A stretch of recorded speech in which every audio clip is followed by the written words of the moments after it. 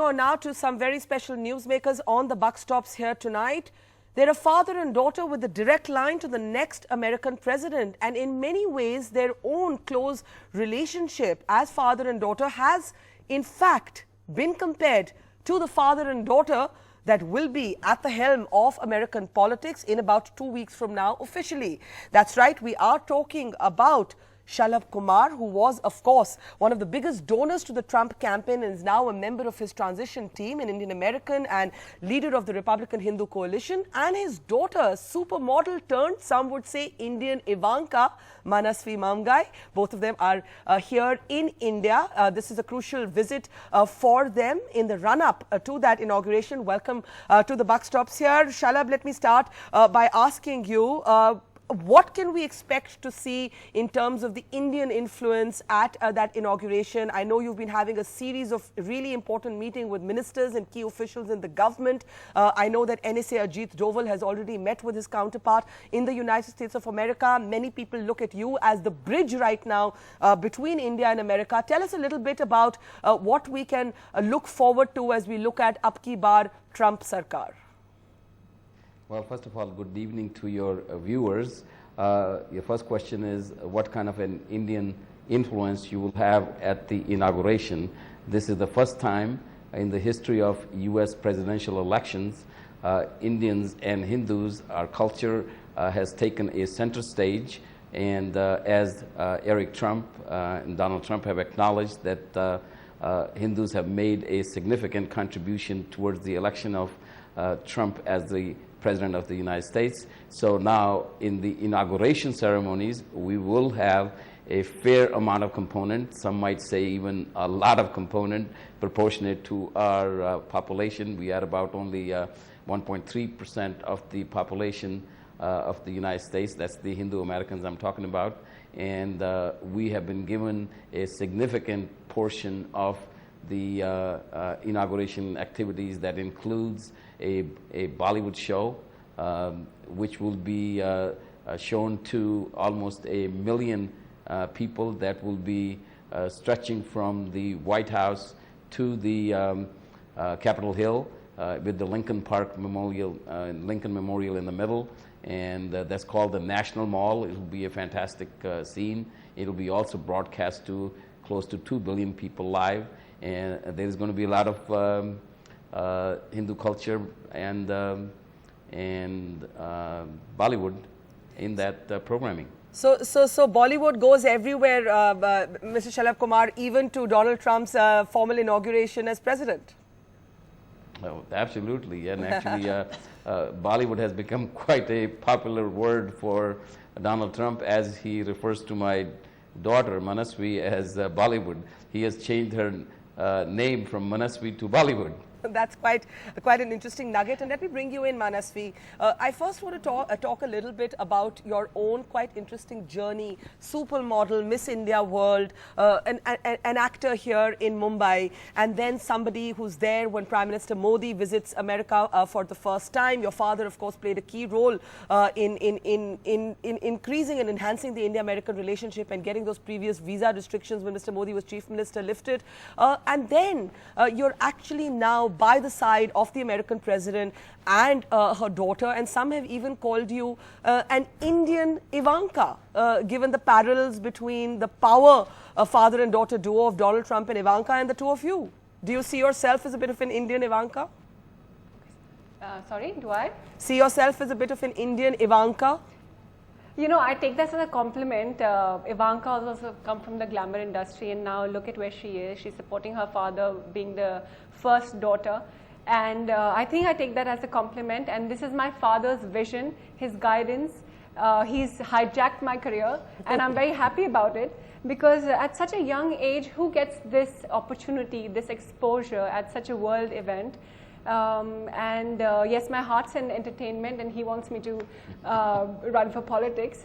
So let's see, the world's my stage right now, and I'm just very glad to be here. Manasvi, talk a little bit though about those meetings that your father and you have had with Donald Trump and his daughter Ivanka and other members of his family. It seems to be quite a close and comfortable relationship between all of you. And as I said, the parallels are quite striking. I look at the father and daughter on screen right now, and I look at Donald Trump and Ivanka, and people will say, oh, okay, there's a parallel here, Manasvi. So, you know, my first impressions of President-elect, he's very approachable. There's no facade as such. You know, he's a businessman, he talks his mind. And there's a certain trust factor there.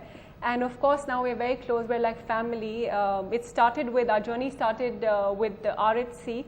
And the party is very synonymous with our values. So 3 weeks before the elections, he gave 2 hours to our event, the Bollywood show that we organized in New Jersey. And you know, the first time Indians were on a world map, so much attention given to us. Then we did a very sweet event with Eric Trump in a Hindu temple. I did an aarti with him, and I explained to him all the significance of all our gods, Ganesha, Lakshmi, and he still remembers it. So we had a meeting 2 weeks back at Trump Tower, and he still remembered all of them. It was very sweet. So they're very nice to us. And they say that, you know, thank you for your support, but we always say thank you for your support, because they've supported us all this while and, you know, put us on the world map, and just, you know, it's been a very nice journey. Shalabh Kumar, could you talk a little bit about what you actually envisage for your daughter? And then I'll get to the hard political questions in a moment. But, you know, like she's saying, jokingly, of course, that she wanted to be in entertainment, but you think she should be in politics. And she's virtually become, you know, she's always at your side when you're at these big Trump meetings. You're officially a part of the transition team. That has pulled her into politics as well. So do you look at her as a kind of Ivanka Trump, somebody you always turn to, somebody you'd like to see even in your more critical and political decisions? Well, I think she will make the most wonderful, prettiest, most intelligent Congresswoman in the United States House of Representatives. How's that? So you want her to run? You want her to run for Congress? You want her to run for Congress? At some point in time, when she's getting her feet wet, she's already standing toe-to-toe with world leaders, where she could have a conversation with Newt Gingrich. She could have an intelligent conversation with Donald Trump on policy matters. And I see a lot of brains. There's no question she is a beauty with brains. And she's a very eager and quick student. She learns very, very quickly. And she's phenomenal. And I'm obviously very proud of her. So some might say that's a doting father, but she really is great. But I also think there are lots of similarities between acting and politics. You know, you're dealing with. That's quite honest. That's quite honest. No, but also, you know, you're dealing with the masses. Yeah. Okay. Yeah. You're dealing with the masses here. You know, you're acting. You're making films. Doing something for the society. There also you're interacting with the masses. But I think in politics the results come quicker. You know, here in filmmaking it takes a longer time. I think politics is quicker. So I think I enjoy both. You see, one of the greatest presidents for us, and now even friend and foe all acknowledge that, Ronald Reagan. Yeah. You know, he was an actor, so one of the greatest presidents. And even though Arnold Schwarzenegger did not do that well, but he was an 8-year governor of California, fairly popular. So there is and Mr. Trump, a lot of commonality. And Mr. Trump has been a television host. How can we forget? How can we forget The Apprentice? Right. How can we forget The That's Apprentice? right. It helps, you know. I'm telling you, it helps. Oh, he does have a phenomenal stage presence, and he is a very good listener. So you see, what happened is at the October 15th rally, we had, of course, the scripted speech. Yes. So, you know, that was, I could say over there, that was running on teleprompters. But at the end of the speech, we thought that was going to be over, and he walks like a lion around the stage, and he detects the mood of the people. He comes back to the podium, and he uses these words: "We love Hindus, we love India."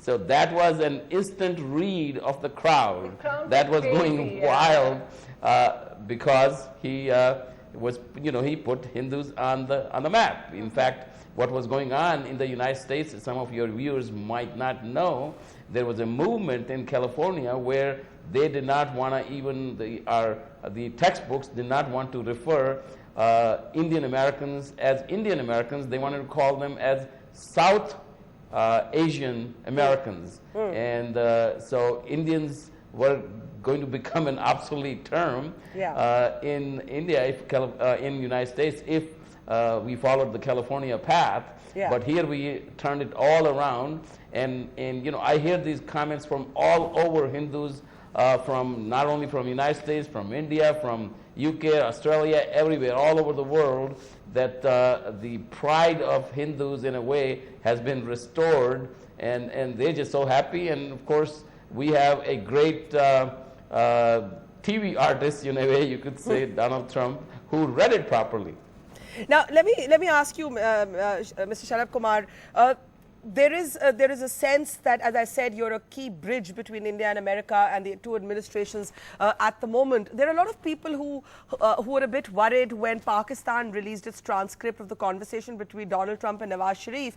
The Americans were very circumspect in their release, but the Pakistanis said that Donald Trump had called Nawaz Sharif a fantastic guy, and then people started worrying here, okay, is it really going to be different? Now, you've said it's not going to be like before. What's going to be the main difference?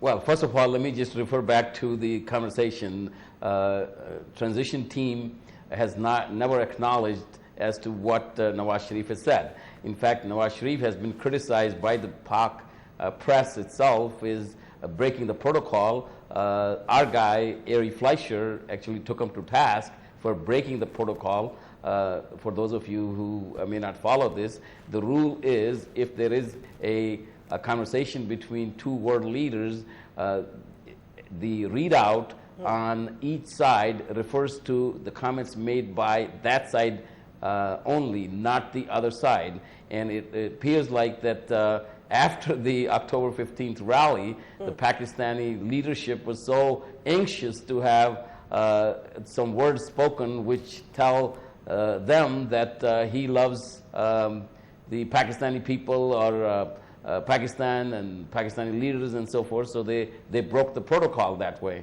which is not very good. Now, we did have a conversation with President-elect on that little subject, and we were assured that there is no change in policy. We are the same as we have declared on October 15th. So in fact, what he did is, as a part of a thank you tour in Orlando, because that's where our last 2 weeks headquarters were, he went out and repeated the same thing. Yes. He pointed to about 100 or so Indians in the crowd, and he pointed out that he loves Hindus, and Indians have been great and have been phenomenal for his election as a president-elect.